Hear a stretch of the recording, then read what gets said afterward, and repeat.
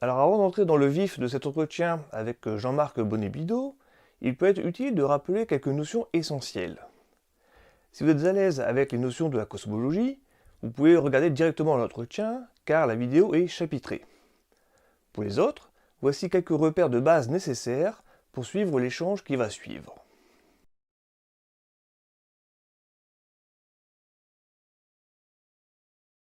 Alors contrairement à ce que l'on entend souvent, le Big Bang n'est pas une théorie, mais un modèle. En science, une théorie est un cadre conceptuel qui a été testé et vérifié. Une théorie repose donc sur des principes fondamentaux, comme des lois scientifiques, une cohérence logique et mathématique interne, une capacité à produire des prédictions testables. On peut citer par exemple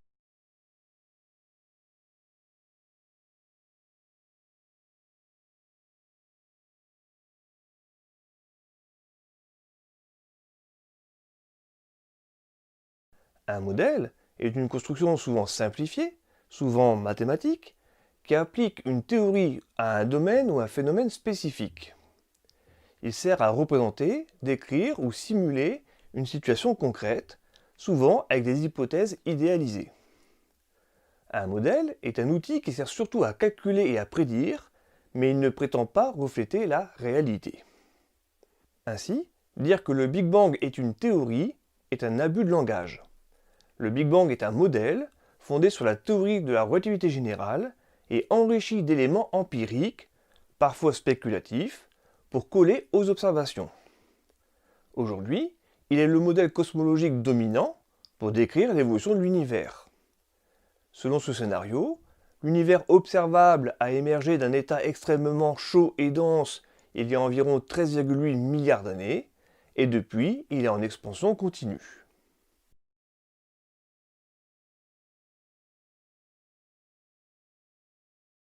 Les astrophysiciens s'appuient sur trois piliers pour valider ce modèle. Tout d'abord, le décalage vers le rouge de la lumière des galaxies, ce qu'on appelle le redshift. Je vous renvoie à la vidéo que j'ai consacrée à ce sujet. Deuxièmement, il y a le rayonnement de fond cosmologique. Et troisièmement, la proportion d'éléments légers, formés peu après l'origine, comme l'hydrogène, l'hélium, qui ont besoin de conditions physiques extrêmes pour se former, et que l'on croit avoir trouvé dans les conditions qui régnaient au moment de ce qu'on appelle le Big Bang. Alors il faut bien comprendre que ces observations nécessitent d'être interprétées. Elles ne parlent pas d'elles-mêmes, et on pourrait très bien les interpréter autrement.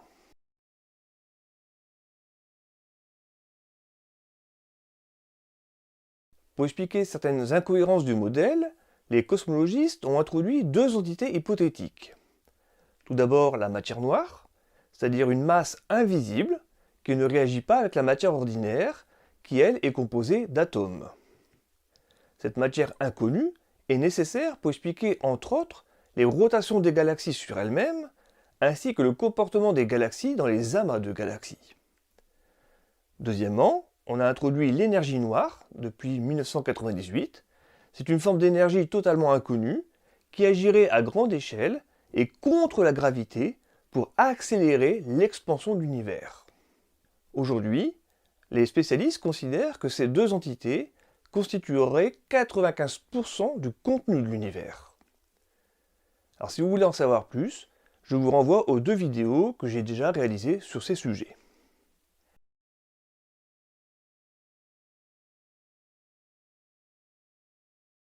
Dans le cadre de la physique des particules, il a été prouvé que chaque particule de matière possède une antiparticule. Même masse, mais de charge électrique opposée. Par exemple, l'antiparticule de l'électron est le positron, identique mais chargé positivement. Selon les lois de la physique connue, le Big Bang aurait dû produire autant de matière que d'antimatière. Or, nous vivons dans un univers exclusivement composé de matière.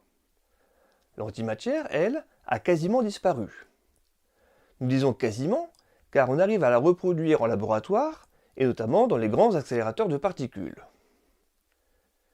Cette asymétrie matière-antimatière est aujourd'hui l'un des grands mystères non résolus du modèle cosmologique proposé par le Big Bang. On suppose qu'il s'est produit très tôt, un léger déséquilibre dans les lois fondamentales, mais ce mécanisme reste inexpliqué à ce jour.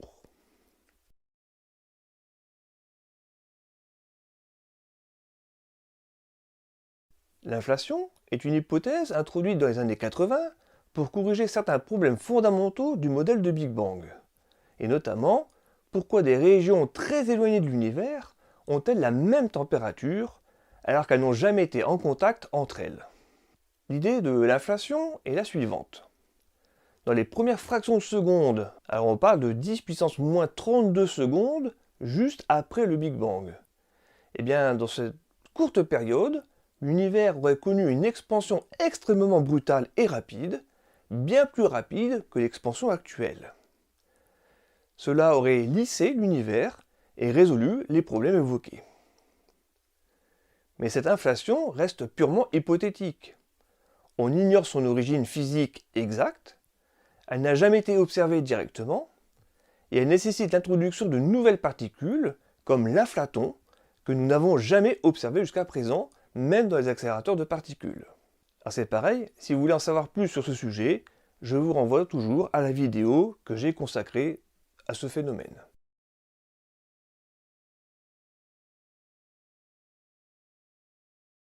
Alors Jean-Marc Bonibido ne rejette pas la science ni la cosmologie.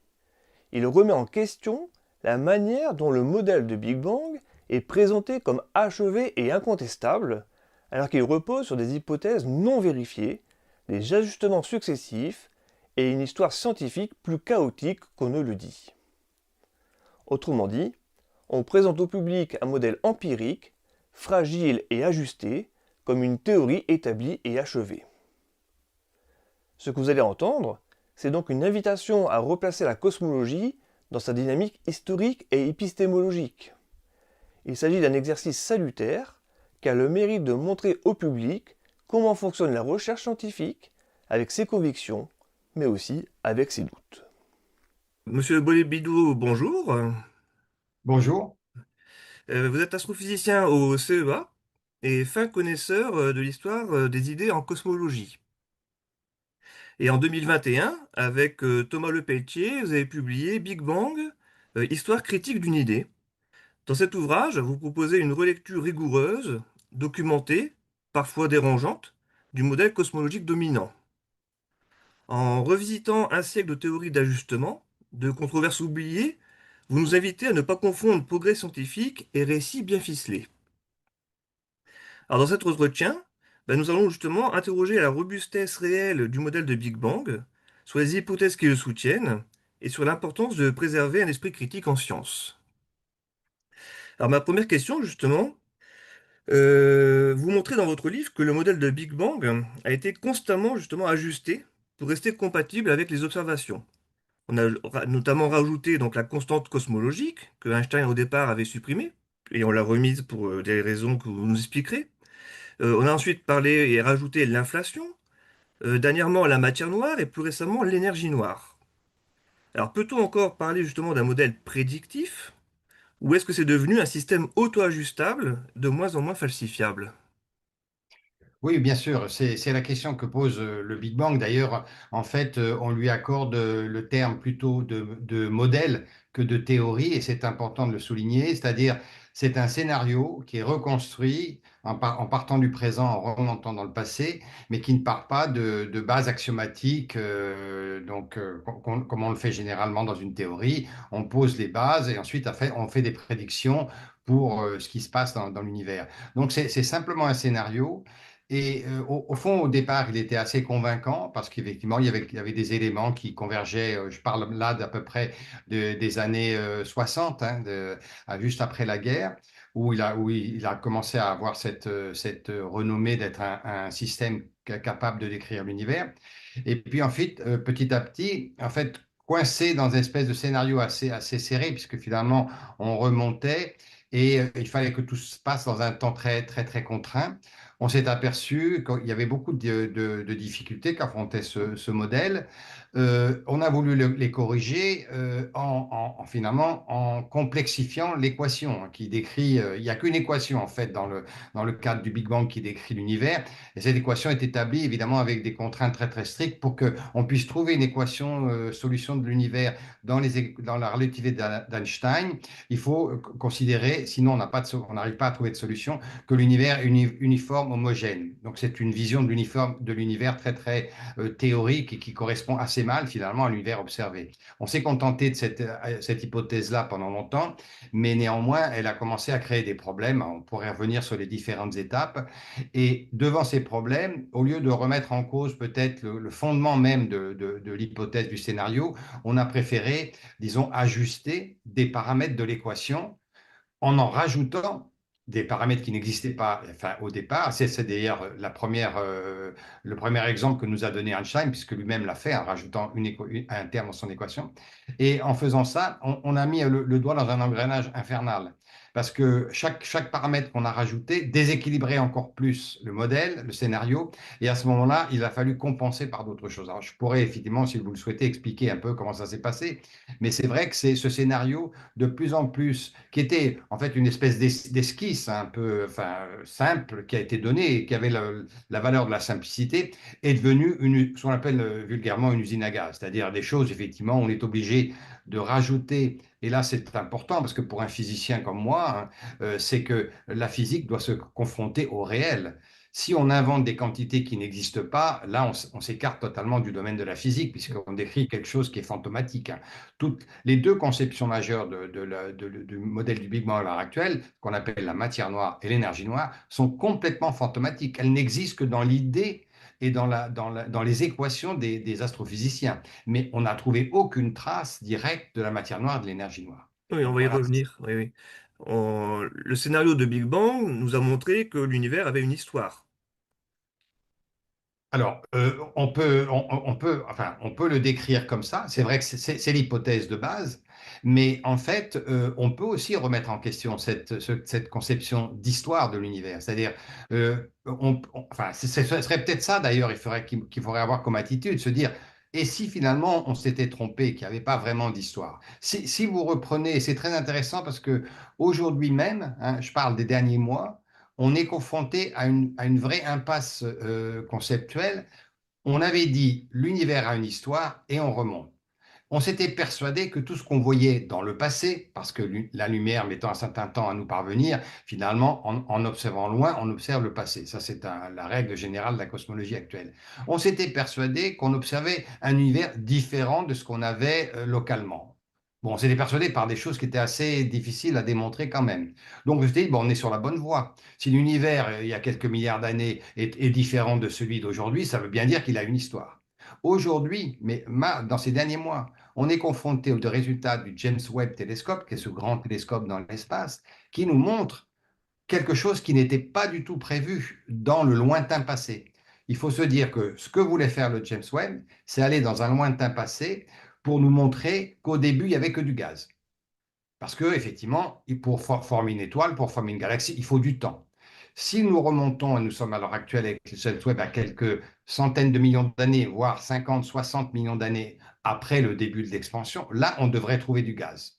Parce que les étoiles n'ont pas pu se former, les galaxies n'ont pas pu se former, il faut un certain temps pour le faire.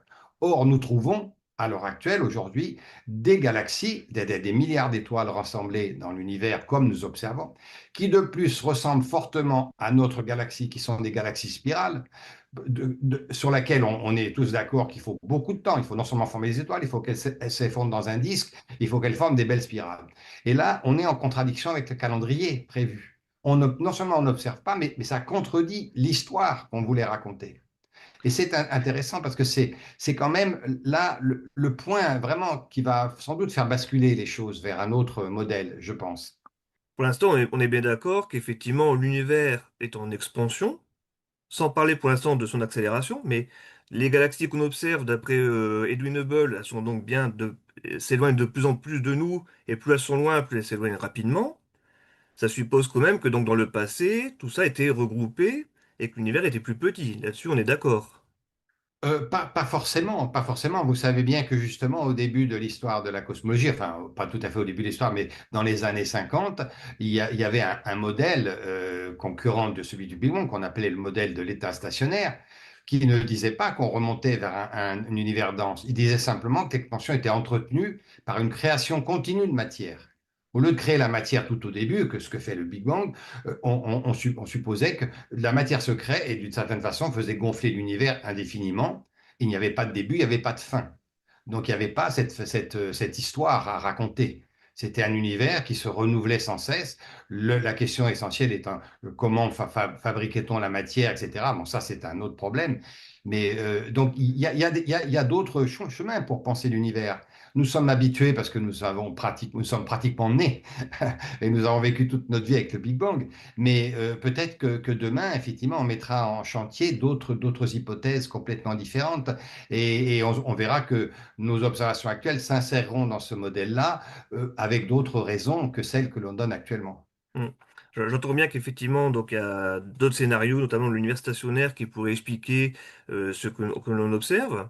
Mais je voulais insister davantage sur cette idée que si on essaie de préserver l'expansion de l'univers tel qu'on la connaît aujourd'hui, et que donc dans le passé, donc l'univers était plus petit et plus dense, est-ce que justement les observations de James Webb, là, qu'il observe dans des galaxies, on va dire dans un temps très jeune de l'univers, qui sont déjà formées comme celles qu'on connaît aujourd'hui, est-ce que ça ne pourrait pas, par exemple, sauvegarder le modèle, chose justement qu'on essaie de faire aujourd'hui, et de se dire, par exemple, que peut-être que l'estimation de l'âge de l'univers n'est pas bonne, et que ce temps très court qu'on estime pour l'instant entre le Big Bang et la formation de ces premières galaxies n'est pas bon, et qu'il faudrait peut-être le rallonger pour que les galaxies aient le temps de se former.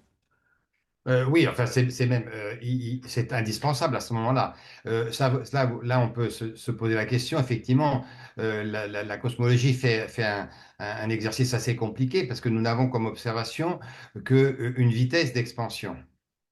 Et nous relions cette vitesse d'expansion à un âge, et c'est ça la complexité. Donc, si effectivement, pour l'instant, nous avons considéré que l'expansion était uniforme, éventuellement un peu accélérée, il y avait une relation directe entre la vitesse et la distance. Enfin, c'est ça qu'on fait de cette façon. Si vous imaginez que quelque chose perturbe ça, mettons par exemple, comme on mesure la vitesse en plus par un dispositif différent qui n'est pas réellement une vitesse, on mesure jamais la vitesse d'une galaxie lointaine, surtout en mesurant sa position à deux temps comme on le ferait pour une voiture, mais on le fait par un dispositif qu'on appelle le décalage vers le rouge. La lumière, évidemment, subit en fonction de l'expansion un décalage, donc on reconstitue ça comme ça. Et donc, si vous imaginez que ce décalage vers le rouge, mettons, est perturbé par quelque chose et modifié par quelque chose, à ce moment-là, notre échelle de temps va varier. Mais c'est aussi une modification fondamentale, effectivement, à l'image du Big Bang classique. Mais toutes ces étapes seraient à reconsidérer dès aujourd'hui. Enfin, elles auraient dû l'être depuis très très longtemps. Il se trouve qu'on a voulu un peu trop longtemps conserver une image assez idyllique et assez simple. Et de fait, la nature est toujours un peu piégeante parce qu'elle n'est jamais aussi simple qu'on ne le pense. Et Hmm. mais évidemment qu'on est obligé. Aujourd'hui, je pense qu'on est totalement obligé parce que on a espéré et les ordinateurs nous permettaient beaucoup de faire ça. C'est pour ça que ça a un peu perturbé la façon dont les astrophysiciens et les astronomes, on pourrait dire, réfléchissaient jusqu'à maintenant avec beaucoup d'intuition d'une certaine façon. Avec les modèles d'ordinateurs, on pouvait mettre une matière noire qu'on connaissait pas. On la distribuait comme on le voulait. On faisait tourner des modèles d'ordinateurs. Et puis on arrivait finalement à former des galaxies parce qu'on savait ce qu'on voulait obtenir. Donc on arrive toujours à faire un programme d'ordinateur qui va vous reproduire ce qu'on veut obtenir. Mais c'est pas ça qui donnait une démonstration. Vous voyez, Oui, et on se rend compte que justement, la démonstration n'était pas bonne puisque finalement, on arrive en contradiction. Donc, c'est un raisonnement, c'est la façon dont on raisonne. Et vous imaginez bien que euh, tout- enfin, c'est l'histoire de l'humanité. On crée un modèle qui nous convient et puis on essaye de savoir jusqu'au moment où il tient. Le Big Bang, à mon sens, est dépassé d'une certaine façon. hmm. Oui, c'est l'idée justement que vous expliquez et que vous défendez dans votre ouvrage. Et je voulais juste revenir sur un point que vous avez évoqué. Si on considère l'univers stationnaire, comment expliquer justement bah, le redshift qu'on voit sur les galaxies? Ben, l'expansion, elle est bien, elle existe bien dans le mode. Encore une fois, je ne pense pas que je ne suis pas un partisan d'un autre modèle que le Big Bang qui chercherait à décrédibiliser Hmm. l'État stationnaire a montré ses limites aussi, hein. Il y a eu pas mal d'anomalies qui ne pouvaient pas être expliquées. Je ne suis pas sûr que ce serait pas intéressant d'essayer de le reprendre quand même. Enfin bon, ça c'est un autre problème. Mais le modèle de l'État stationnaire maintenait que l'expansion produisait des décalages vers le rouge. Il y avait des galaxies lointaines qui s'éloignaient de nous et qui continuaient à s'éloigner. Donc ça ne remettait en rien en cause le schéma de l'expansion. Simplement, c'était la D'accord, cause oui. de l'expansion qui n'était pas la même. Oui. C'est Le, l'expansion. l'univers pourrait effectivement être toujours, avoir toujours le même aspect, mais être en expansion, c'est ça. Ah non, c'est bien sûr, bien sûr. Hein. On ne pouvait pas remettre en. La découverte de fameux Edwin Hubble, elle a été avérée, et pour le coup vraiment avérée, puisque Hmm. finalement, plus on a observé des objets lointains, plus on a observé aussi que leur vitesse augmentait. Ce qu'on appelle la loi de Hubble, c'est la chose la plus remarquable parce qu'on aurait pu dire, il avait observé, vous vous rappelez peut-être, à quelques dizaines de millions d'années de nous, hein. Je crois qu'il avait une vingtaine de galaxies Hubble Hmm. pour déterminer sa loi d'expansion. On l'a poursuivi jusqu'à maintenant une grande partie de l'univers observable. Et cette loi, même si elle a des petites inflexions, peut-être accélération, etc., elle est toujours là. C'est-à-dire, plus une galaxie est lointaine, plus elle se décale vers le rouge, la lumière se décale vers le rouge. Ça n'a jamais été remis en question. C'est la donnée fondamentale de la cosmologie. Hmm. Mais même avec cette donnée-là, il est possible de construire un autre modèle que celui du Big Bang tel qu'il est. D'accord, oui. Alors par contre, effectivement, on est dans un modèle qui donc fait appel, on va dire, à de plus en plus d'inconnus, d'hypothèses inconnues qu'on n'arrive pas donc pour le moment à, on va dire, à prouver scientifiquement, quoi, hein. Je pense donc à ce qu'on a dit, notamment l'inflation. On a besoin. Tiens, vous pouvez d'ailleurs réexpliquer à nos auditeurs pourquoi on a besoin de l'inflation au tout début de l'univers pour. Oui, c'est tout à fait intéressant dans l'histoire de la cosmologie parce que c'est intervenu assez tard. On aurait pu déceler cette anomalie au départ. Il se trouve que on a observé dans la première lumière produite dans l'univers, je vous rappelle, c'est 300 000 ans après le début de l'expansion. Donc la matière, quand elle devient un peu moins dense, laisse passer la lumière et du coup, on voit une première lumière. La lumière existait avant, mais elle était piégée dans la matière. C'est Au moment vous où la parlez matière du fond diffus cosmologique là, hein. voilà, c'est ce qu'on appelle le fond diffus cosmologique, qui est considéré, puisque avant, on ne pouvait pas observer, même si on remontait dans le temps plus avant de ces 300 000 ans, on ne pouvait rien voir de lumière, en termes de lumière, particules, on pourrait en discuter. Et donc, cette première lumière a montré qu'elle était relativement très, très homogène. Hmm. Encore, la lumière trace la matière, parce qu'effectivement, c'est un peu ça. On avait une carte d'inhomogénéité de l'univers qui était très plate, extrêmement plate. D'ailleurs, je me rappelle en 1990, quand le satellite COBE a produit cette première, avant le satellite Planck, puisqu'après il y a un Hmm. satellite européen, mais tout le monde dans mon laboratoire était éberlué. On s'attendait à avoir des disparités de température, parce que c'est par le biais de température qu'on voit les disparités de densité, et beaucoup plus grandes, 10 fois plus grandes que ce qu'on observait. Donc tout d'un coup, dans ces années-là, est revenue l'idée, mais comment ça se fait que c'est à ce point homogène, puisque quand même la matière, effectivement, perturbe la disparition. Et on s'est aperçu qu'il fallait créer un dispositif qui rende l'univers aussi homogène. Parce que quand on observe sur la voûte céleste deux régions très lointaines, dans le passé, elles n'ont pas pu communiquer parce qu'elles n'étaient pas en contact. Donc, elles n'ont pas pu se transmettre l'information, prend la même température que la mienne. Pour que deux régions aient la même température, il fait qu'elles étaient en contact à un moment donné. Or, en remontant l'expansion, ça s'aperçoit que ce n'était pas le cas. Donc, on a créé un processus très, très particulier, très, très, enfin, assez hypothétique encore, puisqu'on n'a pas pu le démontrer qu'il existait, d'une expansion, mais phénoménale, alors, qui n'a rien à voir avec l'expansion régulière des galaxies, qui se serait passée en un temps, mais un micro de seconde, de microseconde, qui aurait tout d'un coup fait gonfler une partie de bulles d'univers dans lesquelles nous sommes, et qui aurait évidemment rendu tout ça homogène, puisque tous ces éléments étaient en contact, puisqu'elles sont venues d'une certaine façon.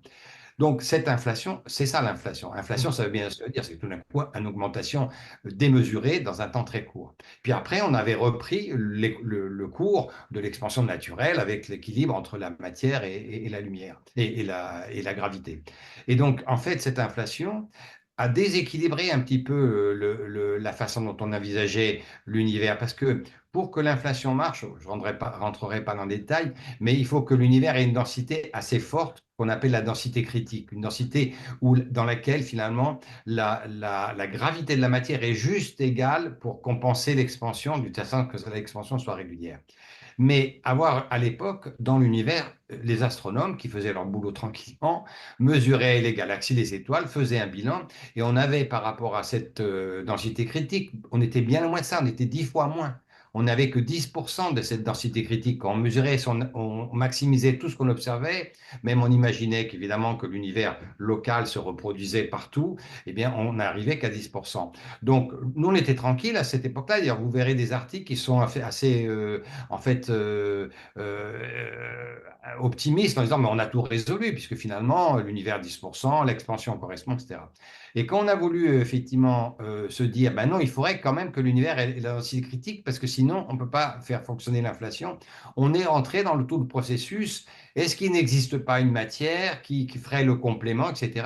Et ça a été tout le cheminement qui nous a amené à la matière noire. On souligne dans notre livre que au départ, vous vous rappelez peut-être que la personne, on lui rend un hommage à l'heure actuelle, puisqu'un Mm. télescope a été nommé en son nom, qui a observé la première fois qu'il y avait une anomalie un petit peu entre la gravitation et la matière, c'est Vera Rubin, qui avait effectivement elle-même constaté que dans les galaxies, il y avait une petite anomalie par rapport à la gravitation et la matière qu'on observait. Personne n'avait relevé son observation. Et ce n'est qu'après les années 80 et un peu plus tard qu'on s'est dit, ben non, on a besoin de matière noire. Ah ben oui, mais voilà par exemple peut-être un exemple où il y aurait peut-être de la matière qu'on ne verrait pas dans les galaxies. Et tout ça, ça a engendré le concept de matière noire. Mais il n'est pas venu spontanément des observations. Cette observation n'a pas été reçue comme telle.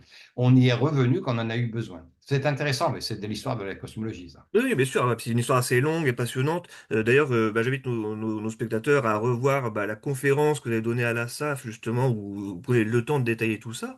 C'est pour ça que je propose pas de le refaire là maintenant, puisque c'est déjà Bien sûr. disponible. Justement, je voulais revenir justement sur certains points et que vous puissiez développer justement davantage ces idées.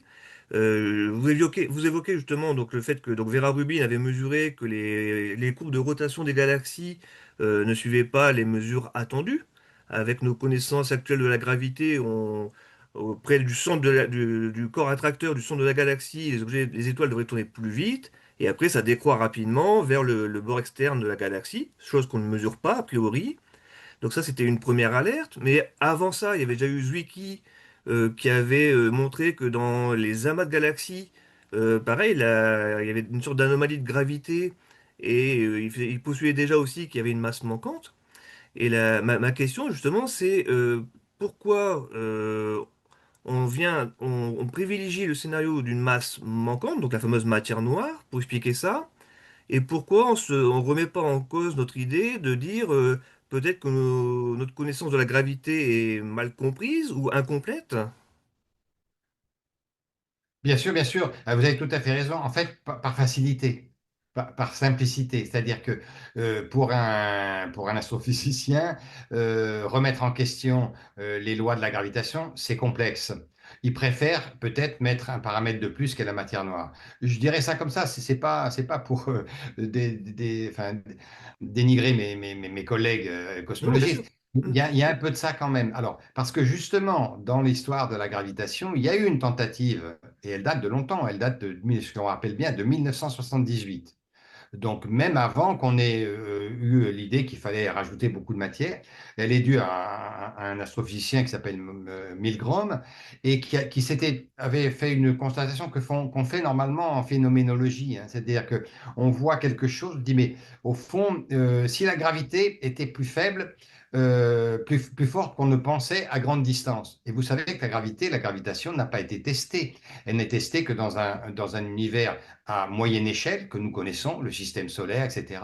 Mais à très petite échelle, quand on descend au domaine des particules, on n'a pas pu la tester encore. Et à très grande échelle, on ne peut pas la tester parce qu'il faudrait faire des tests qu'on n'a pas pu mettre en œuvre pour l'instant. Et donc, il nous reste la liberté de dire que la gravitation peut se comporter un peu différemment que à petite distance. C'est ce qui a été fait par Milgrom, et s'est aperçu qu'avec, bien sûr, une modification aussi un peu artificielle, un peu, disons, finalement, qui n'avait pas de justification, phénoménologique, comme on dit, eh bien, il arrivait totalement à reproduire la courbe de rotation, la fameuse courbe de rotation des galaxies, parce qu'évidemment, en fait, la loi de la gravitation, tout le monde a appris ça à l'école, hein, ça décroît comme le carré de la distance, c'est le fameux 1 sur le r rayon au carré. Il s'est dit, ben, si ça décroissait, ça commence ça à petite distance, puis après un peu plus loin, si c'était ça décroissait un peu moins fortement, eh bien, on aurait une gravitation plus forte. Et tout le monde m'est un peu tombé dessus, d'abord parce que c'était un peu sorti du chapeau, on pourrait dire. Et puis les années ont passé et on s'est aperçu que ça marchait. C'est-à-dire que si on prenait cette simple loi, il avait rajouté pour le coup un paramètre quand même, parce qu'il faut changer la loi de gravitation, mais juste par la loi de Kepler, ça marchait. Plus il a fait des essais, plus ça marchait. Ça marchait aussi pour les galaxies dont vous faisiez référence, effectivement, les amas de galaxies. Ça marchait un peu partout. Et après, on lui a dit, ben non, vous savez, c'est bien gentil, mais si vous modifiez la loi de Kepler, on pourrait dire la loi de Newton plutôt, Mm. eh bien, il faut la rendre compatible avec la relativité générale, qui est Mm. la référence. Et il y a un de ses collègues qui s'appelait Bechstein, qui dans les années, je crois, 85-86, a démontré qu'on pouvait faire une version en accord avec la relativité. Donc cet argument est tombé. Et en fait, on est toujours en train de travailler en background, on pourrait dire, sur cette hypothèse. Et des gens qui sont reconnus, évidemment, comme Françoise Combe avait à un moment donné, effectivement, considéré que c'est une hypothèse d'astrophysicienne française qui a beaucoup travaillé sur les galaxies.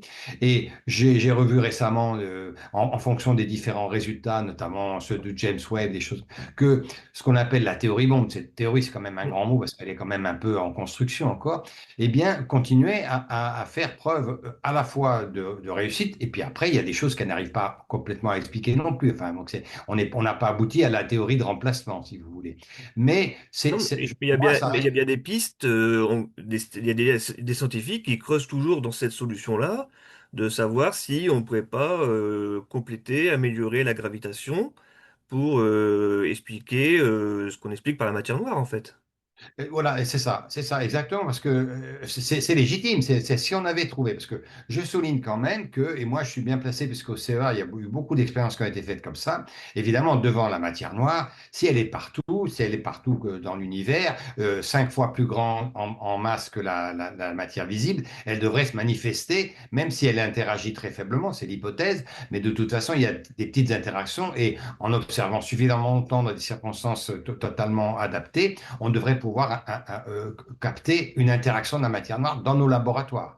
Il faut bien qu'à un moment donné, on arrive. Il y a eu des manips, des expériences qui ont été montées, notamment au CEA, et c'est pour ça que j'en parle. Les gens ont passé leur vie, ils ont passé leurs 50 ans de carrière, hein, à faire des expériences, et depuis 50 ans, on n'a aucun résultat probant. Et on a déployé des montagnes d'énergie, on a enterré ces détecteurs sous les montagnes, justement, pour pas qu'elles soient perturbées par les particules qui viennent du cosmos. On a agrandi les installations qui sont devenues effectivement énormes avec des produits très très chers pour effectivement.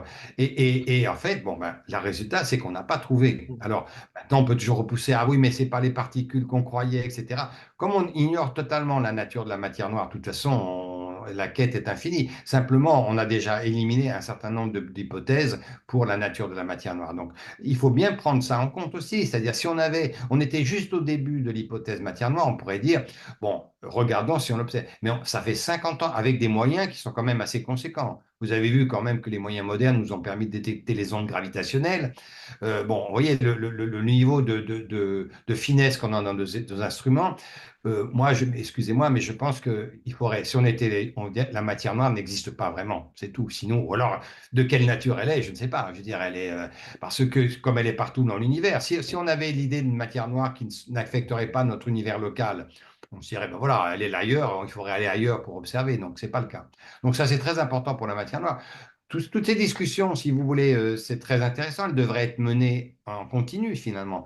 Mais ce n'est pas tout à fait le cas. Donc, c'est ça qui m'a fait un petit peu réagir. C'est-à-dire la raison pour laquelle on a écrit le livre avec Thomas Lepelletier. C'est que pour retracer toute cette histoire et pour montrer à chaque fois comment les difficultés n'ont pas été affrontées directement, ce qui nous met dans une situation maintenant où c'est impossible de se sortir.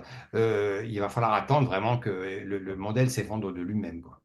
Oui, justement, c'est ça qui est passionnant, c'est que ça montre exactement ce que c'est que la recherche, en tout cas, et les questions, les oppositions, les différences, les débats qu'il y a entre les scientifiques, justement. Et là, pour le coup, on est en plein dedans. Vous soulignez aussi que on avait fait l'hypothèse que la matière noire puisse être des particules, on va dire, un peu exotiques, comme les actions ou les WIMPs. Et effectivement, avec le LHC, donc le grand accélérateur de particules qu'on a à Genève, qui a d'ailleurs détecté le boson de Higgs, Oui. à part ça, il n'a jamais réussi à détecter ces fameuses particules. Bien sûr, parce il y avait deux tentatives, hein. Une tentative, c'était éventuellement de regarder aussi dans l'espace. Alors, on l'essaye encore de déterminer si la matière noire existe, elle a, par sa gravitation, parce qu'elle n'interagit que par la gravitation. Alors, il y a encore effectivement des gens qui sont convaincus que, d'ailleurs, c'est l'objectif de certains satellites de cartographier la matière noire. Mais encore une fois, c'est une hypothèse qui pourrait être contrecarrée par la gravité. Et donc, l'autre chemin qui était suivi, c'est qu'évidemment, il fallait bien qu'elle se matérialise, cette matière noire, par quelque chose, certes des particules qui n'existeraient plus dans notre univers, dans nos laboratoires éventuellement, mais qui auraient existé et qui seraient là présentes. Et effectivement, on avait les moyens, avec les grands accélérateurs, de repousser en énergie parce qu'on pensait qu'éventuellement elle n'existait pas parce que en fait il n'y en avait pas suffisamment d'énergie concentrée dans nos laboratoires. Les accélérateurs sont des machines à faire ça. Elles ont montré leur succès d'ailleurs en trouvant une des particules qui manquait au modèle standard des particules, mais on s'attendait à ce qu'il y ait des petites anomalies dans toutes les interactions, parce que il n'a pas fait que le LHC, le Large Hadron Collider, qui est à Genève, n'a pas fait que trouver le boson de Higgs. Il a raffiné toutes les interactions de toutes les particules, de beaucoup des particules connues. Et on s'attendait à découvrir des anomalies ici ou là, parce que qui nous auraient effectivement enfin, soulevé le lièvre. Ah ben voilà, on a enfin trouvé que telle particule se comporte pas de la même façon qu'on aurait pensé. Donc ça veut dire qu'elle a interagi peut-être. Et il n'y a eu aucune anomalie constatée dans les lâchers. C'est d'ailleurs un peu décevant pour la physicien des particules parce que quand on construit un instrument géant comme ça a été, on observe, on veut effectivement démontrer quelque chose, mais on observe aussi qu'il y a des découvertes fortuites qui en sortent. Eh bien non, il n'y en a pas eu du tout. D'ailleurs, ça nous amène à une autre question, évidemment, c'est celle de l'antimatière, la Ouais. disparition de l'antimatière dans le modèle de Big Bang, qui est effectivement, qu'on avait pensé résoudre par la physique des particules et qui n'est pas résolue à l'heure actuelle. Justement, on va y revenir puisque vous l'introduisez. Au tout début donc, du modèle de Big Bang, on prédit que effectivement il y aurait eu autant de matière que d'antimatière. Et d'ailleurs, l'antimatière a été démontrée puisque dans le LHC notamment, on trouve bien des particules antimatière qui apparaissent dans les collisions. Donc l'antimatière existe, on le sait. Par contre, effectivement, si au moment du Big Bang, on crée autant de matière que d'antimatière, c'est difficile d'expliquer pourquoi aujourd'hui il n'y a plus d'antimatière dans l'univers. Exactement. Et donc, vous avez raison de souligner que, pour le coup, par rapport à les matières noires, énergie noire qui n'ont pas de réalité dans nos laboratoires, l'antimatière, bien qu'elle n'existe très très peu puisqu'elle disparaît immédiatement en contact de la matière, mais dans nos laboratoires, non seulement on le construit, mais on arrive à assembler de telle sorte qu'on peut faire au début, c'est que des particules, des protons, des antiprotons, des antiélectrons, etc. On a réussi, et grâce à la technique de la cryogénie et de le ralentissement du mouvement des atomes et des particules par le froid, en fait, on a réussi, et c'est des équipes françaises qui ont réussi notamment cela, à assembler de telle sorte à former des atomes. On a fait des atomes, des anti-atomes d'hydrogène, des anti-atomes d'hélium. Donc on sait que ça fonctionne, que la matière, l'antimatière existe et se comporte bien d'autre part, comme on l'avait prédit, parce qu'il fallait aussi faire des expériences pour savoir, effectivement, si ça s'assemblait bien, etc. Elle a exactement les mêmes règles que la matière. C'était démontré par les découvreurs. Il faut se dire que c'était démontré en 1931, la première hypothèse sur l'existence de l'antimatière, c'est Paul Dirac en 1931. Et à chaque fois qu'on a fait, on a trouvé l'antiélectron, l'antiproton. Ça s'est fait sur plusieurs dizaines d'années. Et donc l'antimatière, alors vraiment, c'est une réalité. Dans la physique contemporaine, c'est une réalité. Et donc, en fait, à partir de là, on s'est dit, mais oui, mais alors, donc, il y a pas, c'est pas discutable, ça existe, comme on l'avait prédit. Et dans le Big Bang, évidemment, comme il y a une symétrie parfaite, normalement, entre matière et antimatière, au moment de ce qu'on appelle la baryogénèse, c'est-à-dire la création des premiers noyaux d'atomes, hein, puisqu'ils se font à partir des quarks au départ, hein, eh bien, il doit se créer autant d'antimatière que de matière, puisque évidemment, c'est en symétrie. Mais problème, effectivement, eh bien, d'antimatière dans l'univers, pour l'instant, alors ça, on peut dire aussi, on n'a peut-être pas exploré, mais dans un univers assez vaste autour de nous, on n'a pas de preuve irréfutable qu'il y aurait des anti-étoiles ou des anti-galaxies, à savoir des galaxies et des étoiles qui seraient uniquement d'antimatière. Ce qui pourrait exister, si vous séparez soigneusement la matière de l'antimatière, elle se comporte exactement de la même façon. Elle va former des étoiles, l'antimatière va former des étoiles, former des galaxies, interagir avec de la même façon. Simplement, il ne faut pas qu'elle rentre en contact avec la matière, puisque si à ce moment-là, elle s'annihile. Or, nous observons de la matière ordinaire, entre guillemets, tout autour de nous, et pas d'îlots où il y aurait un comportement d'une matière qui serait de l'antimatière. Donc, c'est vrai que ça voudrait dire que si l'antimatière existe en quantité dans l'univers, elle est repoussée au-delà de notre horizon, de tout ce qu'on peut voir aujourd'hui, ce qui est quand même un tout petit peu particulier. Donc, on a préféré imaginer dans le modèle du Big Bang que hypothèse de base, il existerait, puisqu'à l'époque, dans les années 60, on ne connaissait pas encore beaucoup toute la physique des particules, il existe peut-être une dissymétrie entre matière et antimatière. Et il y a eu quelques alertes intéressantes sur quelques particules, notamment le kaon, dont ces particules sont totalement négligeables dans tout l'univers, parce qu'elles existent en très très faible quantité. Mais effectivement, l'anti-kaon semble se désintégrer plus facilement que le kaon, si bien que au fond, si on mettait un mélange de kaon et d'antichaon, il resterait un peu de kaon et pas d'antichaon. C'était l'exemple typique où on se dit, bah, bon, ça veut dire qu'on va trouver dans le futur le gros phénomène d'asymétrie entre matière et antimatière. Or, on n'a rien trouvé, et ça aussi, ça fait 50 ans. C'est-à-dire, on n'a rien trouvé, et on s'est échiné à trouver. On a testé à chaque fois le comportement antimatière. À chaque fois qu'on créait deux particules, on voyait comment elles s'étaient intégrées. Et il y a une symétrie assez parfaite, notamment pour les particules les plus importantes de l'univers, que sont l'électron, le proton, etc. Notamment le proton, par exemple, qui aurait pu effectivement avoir une dissymétrie qu'on peut mesurer. On a mesuré l'âge du proton, c'est-à-dire la durée de vie du proton. Maintenant, c'est à des quantités phénoménales, 10 puissance 31 années. Donc, voilà, on est avec cette épine dans le pied. Mhm. Et vous ne verrez jamais aujourd'hui quelqu'un revenir là-dessus, comme si c'était résolu. Mhm. La pensée pouvoir le résoudre. C'est pour ça que c'est resté dans l'idée des gens. Bon, ça va se résoudre si vous voulez. Mais en fait, les années passent et ça se résout pas. C'est exactement comme la matière noire. On va résoudre, on va trouver les particules de matière noire. Mais non, on les trouve pas. Donc, qu'est-ce qu'on fait 50 ans après? On va encore continuer 50 ans à se dire, effectivement, ben non, on va. Bon, moi, je pense que c'est ça qui est le talon d'Achille de la cosmologie moderne Mhm. à travers le modèle du Big Bang. Et alors le problème, c'est encore compliqué récemment avec l'introduction de l'énergie noire. Donc effectivement, on vient même de rappeler là, les différents problèmes qu'on avait et qu'on n'a toujours pas réussi à démontrer. Et en plus, donc, depuis la fin des années 90, on a rajouté donc ce problème d'énergie noire, car certaines mesures ont montré que l'expansion de l'univers pourrait être en accélération. Alors, exactement, si vous voulez, on a toujours le même scénario qui se met en place. Malheureusement, effectivement, on accumule en fait les incertitudes et les non-démonstrations. On se trouve en face du fait. Alors, ça, je vais l'expliquer parce que c'est intéressant de le comprendre. Parce que Mhm. on ne raconte pas comme ça, comme ça. La nécessité d'une quantité à introduire, elle ne vient jamais d'une idée géniale de quelqu'un qui dit, eh ben oui, mais moi je pense que. Non, elle vient dans la contingence, dans l'absolue nécessité de le faire. On n'est jamais content de rajouter une quantité inconnue dans des équations. Mais on est obligé de le faire. Pourquoi? Ben, ça se raconte très simplement. Et d'ailleurs, dans la conférence que j'ai donnée à la SAF, effectivement, j'ai essayé de l'illustrer avec une balance, parce que finalement, c'est l'espèce d'équilibre entre la matière et la gravitation.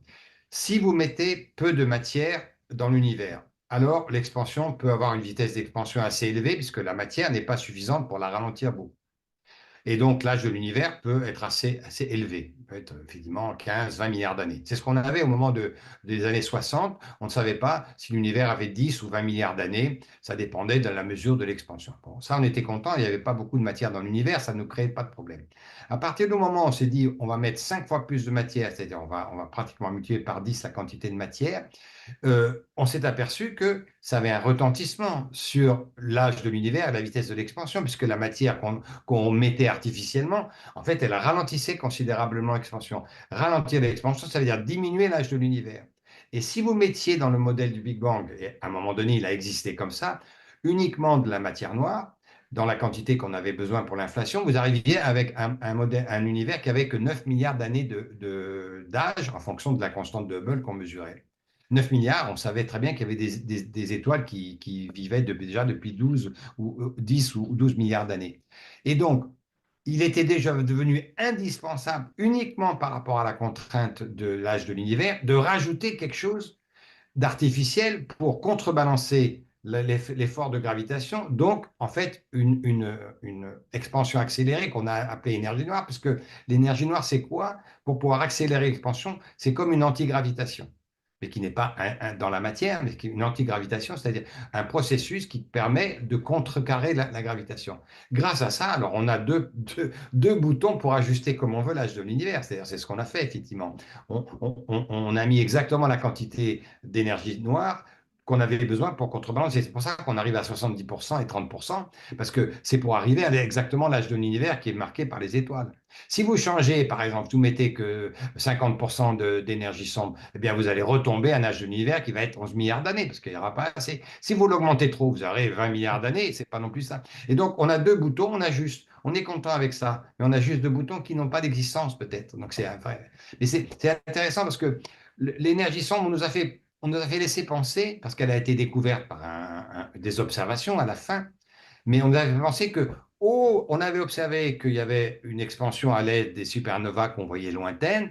Ah ben voilà, on a mis l'hypothèse de l'énergie noire que maintenant. Non, non, si vous regardez bien, l'énergie sombre, elle était déjà présente, mais on ne savait pas comment l'introduire parce que effectivement, il y avait pas de preuve.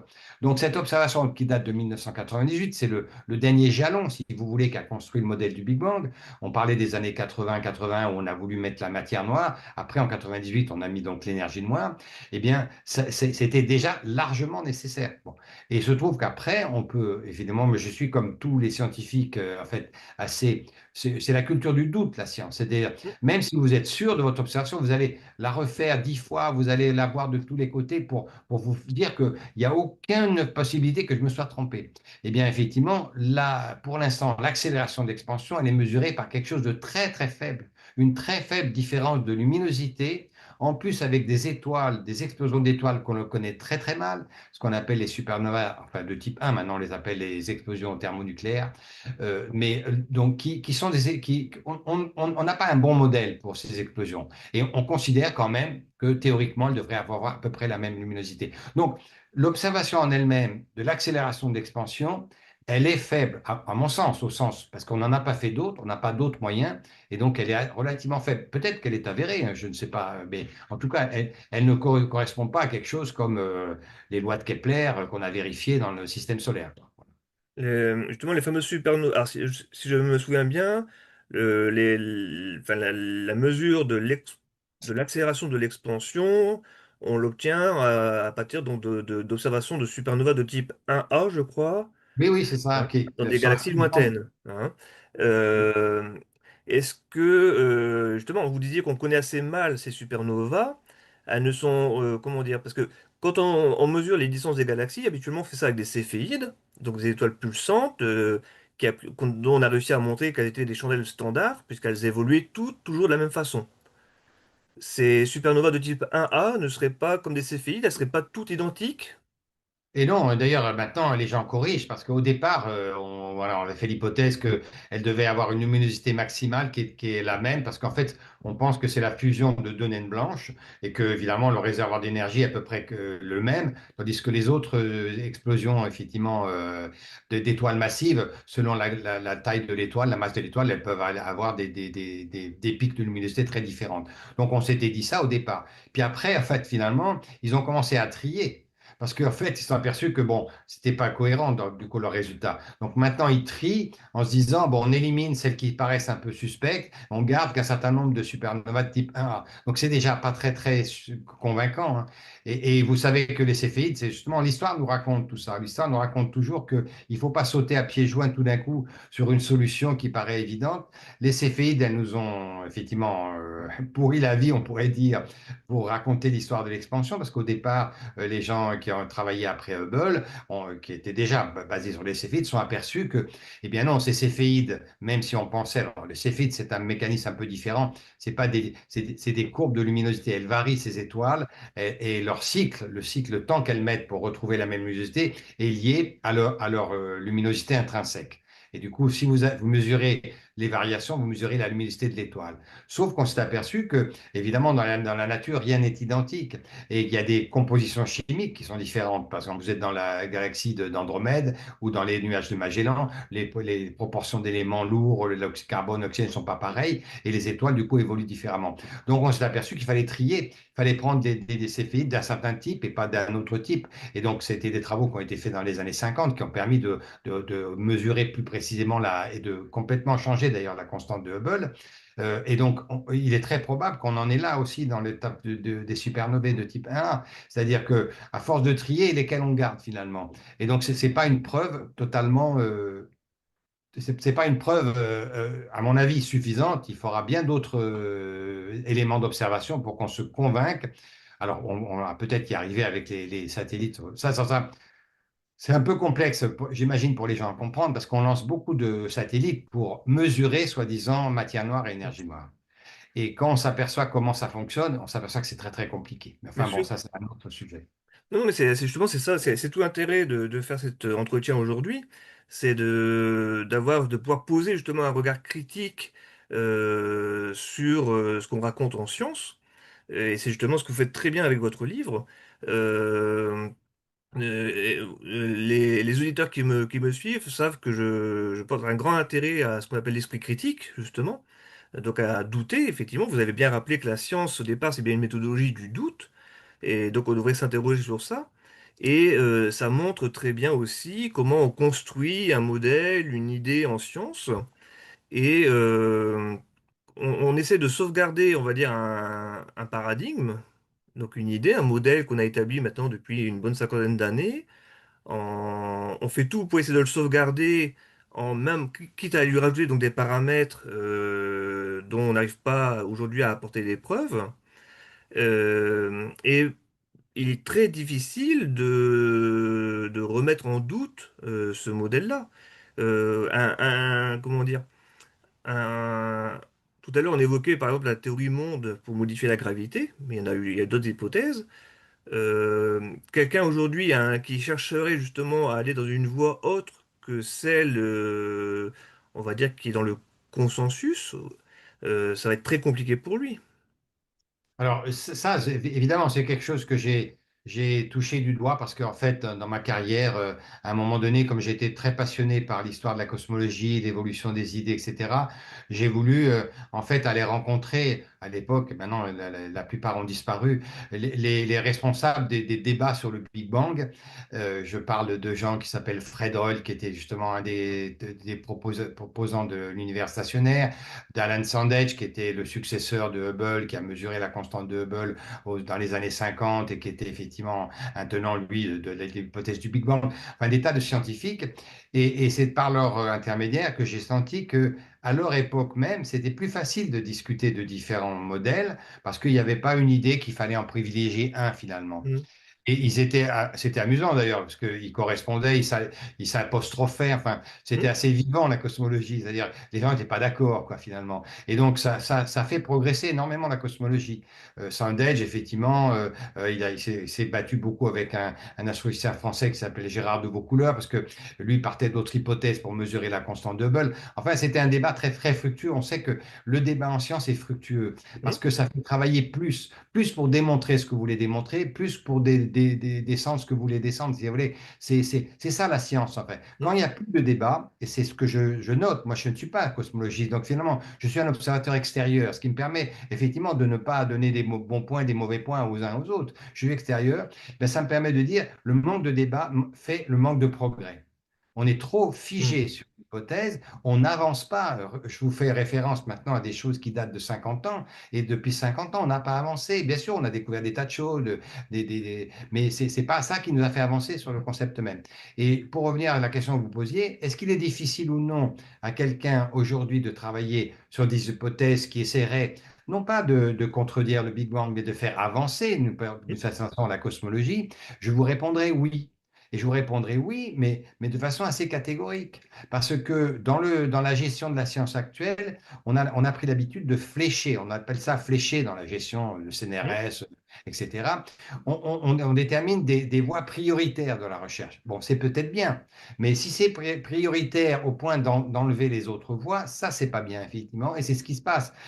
Prenez l'exemple de quelqu'un, un jeune chercheur, qui tombe sur la théorie monde, qui dit, ah ben moi, je voudrais bien voir, tester, etc.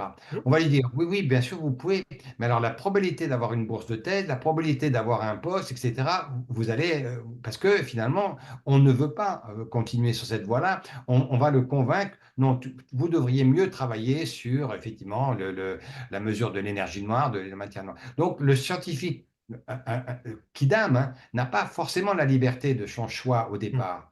Et il faut qu'il bagarre beaucoup. D'ailleurs, tous les scientifiques que j'ai rencontrés qui ont eu à s'affronter parfois, en fait, m'ont dit leur trajectoire un peu compliquée. Et ils ont aussi beaucoup de mal, quand même, quand ils sont établis. Je pense, moi, j'ai beaucoup discuté avec Thomas Buschert, qui a effectivement travaillé beaucoup sur monde, etc. Et plutôt sur l'inhomogénéité, le rôle de l'inhomogénéité dans l'univers, pas sur monde.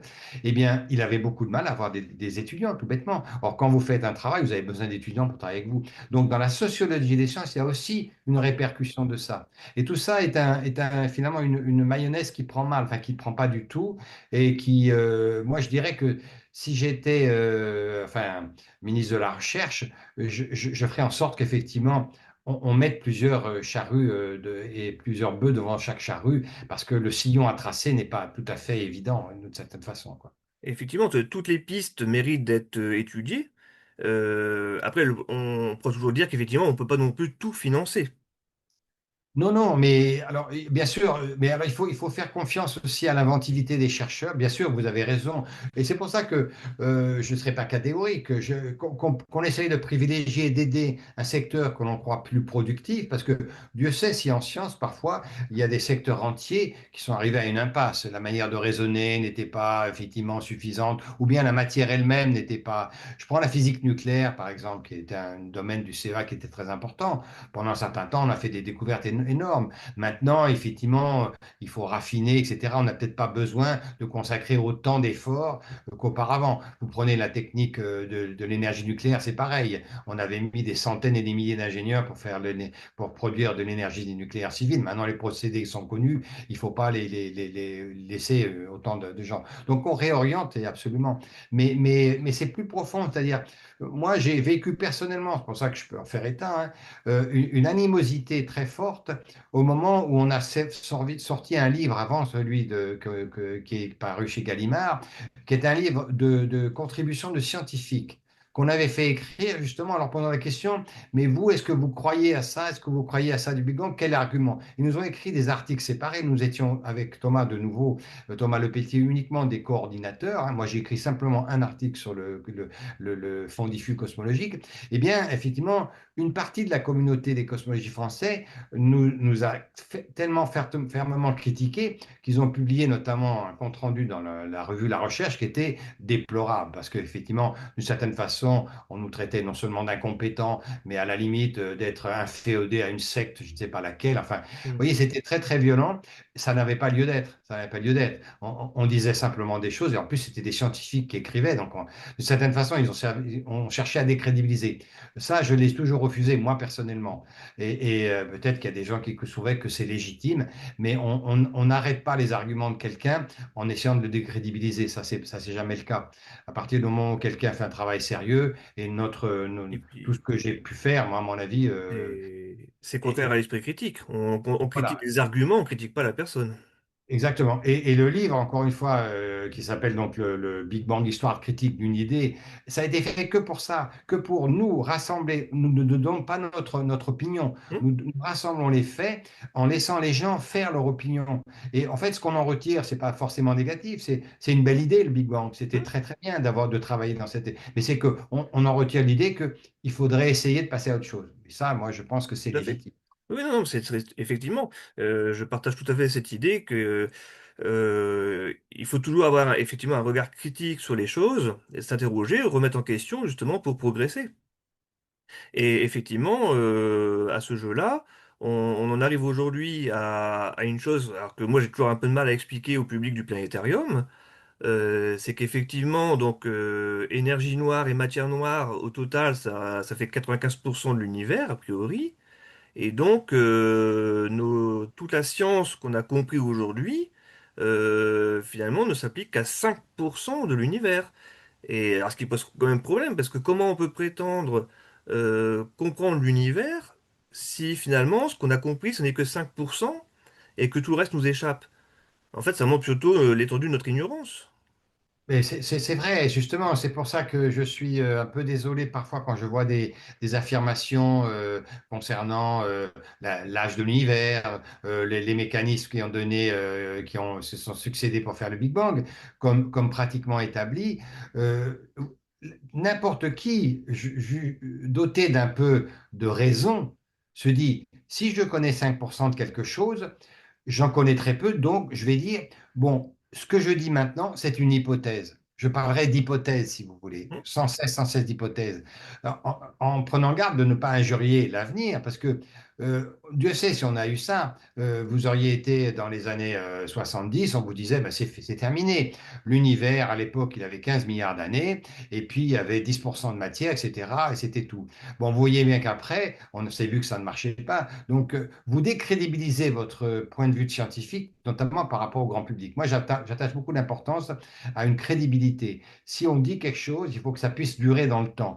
Il ne faut pas que le lendemain, on se rende compte qu'on a dit une énormité en disant l'univers a 13,77 machin, alors que de toute façon, comme le début de notre entretien le laissait penser, il se pourrait très bien qu'effectivement notre loi de relation entre le décalage à l'heure rouge et le temps soit pas la bonne, et donc on va changer peut-être un jour. Donc, et c'est vrai que moi aussi, j'ai eu cette image-là de la cosmologie en parlant avec le public, parce que j'étais incapable de justifier, et comme vous le faites vous-même, effectivement, on ne peut pas justifier aujourd'hui de raconter toute une histoire qui nous dépasse largement, évidemment, en dimension et en processus, à l'aide de 5% de quelque chose qui, d'une façon évidente, est assez, enfin, d'une part, très, très mineur, parce qu'il y a beaucoup de processus qu'on ne connaît pas encore. Rappelez-vous qu'au début du siècle, effectivement, on ignorait totalement ce qu'on appelle la radioactivité, c'est-à-dire le comportement des noyaux d'atomes, de toute la nucléosynthèse. Enfin, vous voyez, et dans l'avenir, ça sera pareil. Dans Mm. l'avenir, on va peut-être découvrir un processus, effectivement, qui n'est pas encore dans nos équations, dans notre vision. Donc, si on disait qu'on faisait un scénario, moi, je serais d'accord. Après, je dirais, ben, il faut un peu le modifier, le scénario aujourd'hui. Et il est temps. Mais bon, et c'est pas ce qu'on observe. Donc, j'imagine que vous avez tout à fait raison, que le plus grand public a tout à fait légitime, et nous sommes légitimes, et les cosmologistes sont légitimes de se poser ces questions. Oui, justement, non, non, comment dire, l'idée, c'est pas du tout de décrédibiliser le scientifique, bien au contraire, mais bien de montrer comment fonctionne la science. On a bien rappelé qu'effectivement, normalement, on devrait douter, on devrait y aller avec méthodologie, étudier toutes les pistes, toutes les hypothèses, mais aussi il y a comment dire, à avoir un regard d'honnêteté vis-à-vis du public, plutôt que d'essayer de raconter une histoire linéaire qui laisserait prétendre qu'on a tout compris. Bien rappeler justement que bah, sur ces choses-là, on n'est pas sûr, ça c'est de la recherche, il y a discussion, donc par exemple, voilà, plutôt que d'affirmer qu'il y a de la matière noire ou de l'énergie noire, moi j'insiste bien justement sur le vocabulaire, en disant, attention, ça c'est une hypothèse, on pense que parce que ça, on a telle question qu'on n'arrive pas à résoudre, mais effectivement, pour l'instant, matière noire, on ne sait pas du tout ce que c'est. Donc, Bien sûr. Non, c'est ça le point exact, effectivement, c'est que le- alors, à quel point ça reste ouvert, à quel point ça handicape la recherche. Moi, je pense que ça handicape fortement, parce que là, on va beaucoup, beaucoup trop loin, et de quoi, alors, on développe des expériences très complexes, mais il faudrait à côté avoir déjà en provision un autre chemin de réflexion. Hein. C'est que si au fur et à mesure des années qui passent, à chaque fois qu'on monte une expérience, en fait, le résultat, il est soit négatif, mais la plupart du temps, il ne peut pas jamais être négatif totalement. On peut toujours dire, ah ben, il y a encore une particule, et qu'à chaque fois, on complexifie, on dépense énormément d'énergie avec ce genre de raisonnement, eh bien, c'est au détriment d'autre chose. Enfin, c'est ce que je penserais. oui, parce que justement, alors, on fait des hypothèses. Donc par exemple, matière noire, énergie noire. On va surtout prendre matière noire parce qu'on a plus de recul dessus. Comme vous disiez, ça fait 50 ans qu'on a multiplié je ne sais pas combien d'expériences complexes là-dessus et on n'obtient rien. Mais je veux dire, cette piste-là, quelque part, elle est infinie. On peut, à quel moment euh, il faut se dire, ben voilà, on a épuisé toutes les pistes de recherche, on n'a rien, et donc c'est une voie de garage. Parce que, Ouais. Ouais, je crois que finalement, c'est un peu, ça se fait un peu par sélection naturelle. C'est-à-dire, je pense que, d'ailleurs, je vois, je ne sais pas où ça en est, mais je vois il y a sans doute de moins en moins de programmes pour détecter en laboratoire la matière noire, parce que on a plus beaucoup de pistes, si vous voulez. Mais je ne suis pas sûr de ça, mais en tout cas, je sais qu'il y a un certain nombre de mes collègues qui en avaient marre. Hein. Ils ont quitté le domaine complètement, parce que effectivement, ils ne pouvaient pas encore remettre sur le chantier, en chantier une expérience. Et donc, oui, c'est très, c'est intéressant. D'ailleurs, il y a beaucoup de domaines hein, dans la science où on a des choix à faire et qu'il faut réorienter. En fait, je pense faut vraiment parier sur plusieurs chevaux. C'est pour ça qu'il est intéressant d'avoir des jeunes chercheurs qu'on met à travailler sur des domaines assez hypothétiques, mais qui vont avoir pas mal de créativité parce qu'ils sont pas. Le problème dans la sociologie de la science, c'est que et quiconque que ce soit, moi en premier dans mon domaine, si vous passez 10 ans ou 20 ans de votre vie à démontrer quelque chose et que vous apercevez que peut-être tout est faux, c'est assez compliqué vous-même personnellement de vous remettre en question. Il faut quelque chose qui vienne vous renverser derrière ça et vous allez freiner, vous allez argumenter, etc. C'est un peu ce qu'on a à l'heure actuelle dans la cosmologie. Mais si vous mettez des jeunes chercheurs qui arrivent dans le domaine, qui n'ont pas, ils sont pas inféodés, qui n'ont pas à défendre tel et tel domaine, eux, ils sont beaucoup plus productifs pour en fait, explorer les nouveaux domaines. Puis après, s'ils arrivent à une impasse, ben, ils le constateront facilement. Tandis que la direction de la recherche, où vous avez des gens forcément au bout d'un certain temps, vous avez une certaine expérience dans votre domaine, vous avez pas tout le monde. Hein. Moi, j'ai vu des gens, et j'ai essayé de faire ça aussi dans ma propre activité. J'étais très content quand j'arrivais à montrer que je n'avais pas tout à fait le bon résultat, parce que ça me donnait d'autres pistes. Donc, hmm, c'est très excitant d'une certaine façon.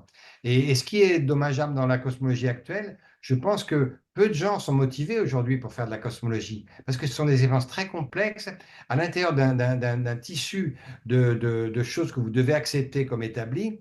Et finalement, j'ai l'impression qu'il y a beaucoup de mal de trouver maintenant des jeunes chercheurs, parce que si on leur disait, vous allez peut-être donner la nouvelle théorie de l'univers, ils seraient partants.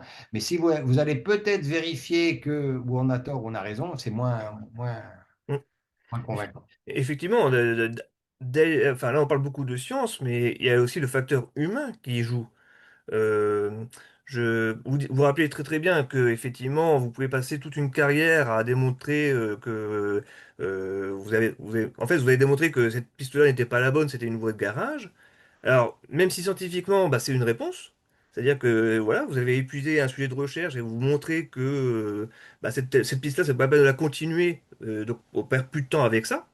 Donc c'est un résultat scientifique, effectivement, mais c'est sûr que d'une point de vue financement, tout ça, bah, déjà c'est pas très vendeur, puisque vous aboutissez finalement à un résultat négatif. Et puis sur le côté humain, quelque part, c'est effectivement très décevant. Oui, bien sûr, c'est tout à fait ça qui se crée effectivement.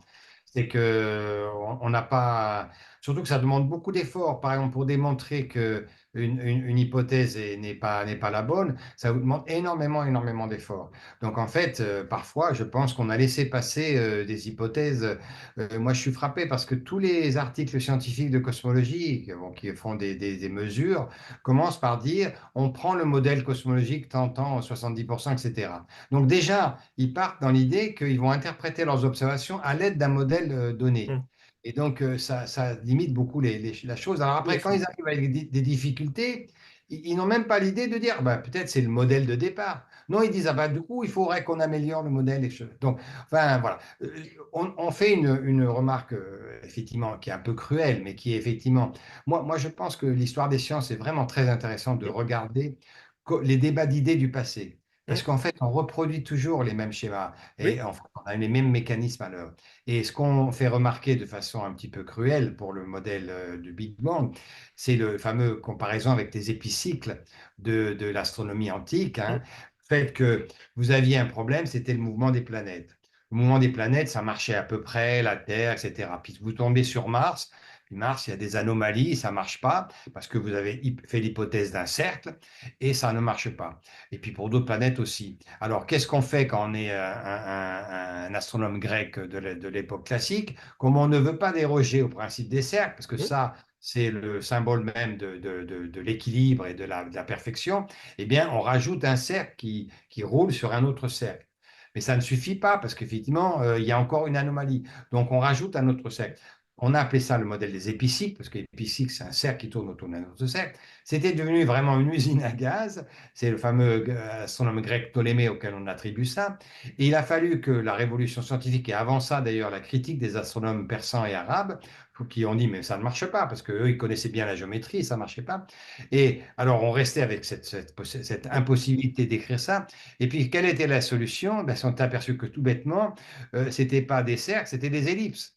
Donc, c'était pas grand-chose comme différence, mais c'est conceptuellement complètement C'est différent. ça. À partir du moment où vous mettiez des ellipses, donc vous n'avez pas révolutionné le monde, vous avez pas dit que Mars n'existait pas. Non, vous avez simplement dit non, c'est pas des cercles, Alors tout d'un coup, tout s'illumine et tout revient dans l'ordre. Et bien, effectivement, on a un peu l'impression que toutes ces difficultés qui s'accumulent, on s'est piégé nous-mêmes. Mmh. On se les crée les unes derrière les autres et qu'il faut vraiment réfléchir quelle est l'idée lumineuse qui va faire que tout va rentrer dans l'ordre? Parce qu'au fond, on n'aura pas travaillé pour rien. C'est ça qui est intéressant. Mais si on continue sans cesse, on perd un peu de temps. Mais sinon, tout ce qu'on a fait restera valable. Les lois finalement des planètes sont restées valables. On peut même les approximer si on veut par des cercles, mais on fait des petites erreurs. Donc, vous voyez, on verra que peut-être la stratégie, le modèle Big Bang était une approximation un peu abusive, mais qu'au fond, l'idée n'était pas quand même totalement fausse, ou alors complètement fausse. Ça, c'est arrivé dans l'histoire, hein. Oui, on ne sait pas du tout sur quoi ça va aboutir. Mais effectivement, on peut perdre beaucoup de temps. Les systèmes d'épicycles, on les a gardés pendant 1500 ans quand même. Oui, oui, c'est Alors tout à fait j'espère que ça. là, on n'est pas sur une période aussi longue. Mais... Non, non, non. Mais vous avez raison. Et c'est aussi, alors après, bon, ça, c'est intéressant aussi d'imaginer que la science n'est pas non plus détachée de concepts culturels, hein. Hmm. C'est-à-dire que pourquoi on les a gardés, ces épicycles? Parce que on avait dans le passé l'idée qu'avaient les Grecs de façon de l'esthétique, mais nous, on est dans le monothéisme et on avait dit, ben, c'est Dieu qui a créé l'univers et comme Dieu ne se trompe pas, il le fait parfait. Donc l'idée de perfection des Grecs, on l'a reprise et on ne voulait pas toucher à ça. Hmm. Et donc c'est pour ça que par une espèce entre guillemets d'interdit religieux, on pourrait dire, ce qui est relativement vrai. Et alors quand vous tombez dans d'autres secteurs, ben, les gens ont dit mais non, nous on peut imaginer. Alors ça nous a donné après l'idée au moment où on s'est séparé de la religion, ben, au moment de la révolution scientifique, il était devenu possible d'imaginer autre chose. C'est pour ça que ça a avancé très vite à partir du moment où on s'est libéré. Et le Big Bang en fait. euh, je ne peux pas le démontrer, mais d'une certaine façon, il a tellement d'analogies avec la genèse du Hmm. monothéisme Hmm. chrétien et judéo-chrétien on est frappé quand même. C'est-à-dire, on s'est amusé dans le livre justement à découper en sept étapes le Big Bang comme les 7 jours de la création. Et vous avez effectivement un truc linéaire. Il y a une création dont on ne connaît pas l'origine. Évidemment, on ne peut pas expliquer la création. Donc, on la remet à quelque chose d'autre. Donc, qu'y a-t-il avant le Big Bang? J'adore ces questions-là, puis on ne sait même pas si le Big Bang existait, mais on se Hmm. pose déjà la question, qu'y a-t-il avant le Big Bang? Et puis après, on fait un certain nombre d'étapes, c'est linéaire, ça va jusque à l'aboutissement de la Terre et de la vie sur Terre. Et ça ne remet en cause aucune de vos convictions si vous avez été éduqué dans un système effectivement judéo-chrétien. Ça marche très bien. C'est pour ça que, en fait, on n'est pas très satisfait de le remettre en cause. Vous voyez ce que je veux dire? Je pense qu'il y a quand même un substrat idéologique un petit peu là-dessous. Tout à fait. C'est ce que moi j'appelle le facteur humain, c'est que on est fait de telle sorte qu'on aime les belles histoires, les beaux récits linéaires qui ont un point de départ et puis qui arrivent, alors, de préférence à nous, c'est quand même plus glorifiant pour notre personne, hein. Oui, oui, bien sûr. Alors que déjà, effectivement, on sait que c'est faux, puisque nous sommes qu'une petite étape dans la longue histoire de la Terre et de l'univers, et il y aura certainement bien d'autres choses après les humains. Mais c'est quand même une histoire qui est très plaisante pour le cerveau humain. Oui, oui, et donc, alors moi je pense que c'est légitime de se raconter les histoires, parce qu'en fait finalement c'est notre façon de confronter notre intelligence, qui est minime, mais qui est comme ça, avec tout ce qui nous entoure. Hmm. Ça c'est toujours fait, hein, c'est-à-dire que ce qu'on appelle les récits cosmogoniques, c'est d'ailleurs pour ça qu'à la suite de ça, on va faire paraître, moi je suis le seul auteur de ce livre-là, un récit sur les cosmogonies anciennes et le parallèle qu'on fait avec le Big Bang. Et parce que j'ai trouvé aussi que c'était très instructif de comparer comment, et là je suis sorti de la sphère uniquement gréco-latine, etc. J'ai exploré différentes parties du monde pour raconter des histoires qui ont été racontées pendant des milliers d'années ou des Hmm. centaines d'années dans différentes cultures, et pour montrer que c'est la même démarche que nous. Ils partent avec des intuitions, des connaissances de processus, la lumière, la matière, etc. Et ils dressent une histoire. Et c'est convaincant et ça fait sens dans une société. Si nous sommes tous d'accord sur une histoire, c'est bien. C'est-à-dire, c'est ce qui nous unit d'une certaine façon. Et Dieu sait si le ciel, il unit effectivement Hmm. toute l'humanité, puisqu'on observe le même ciel.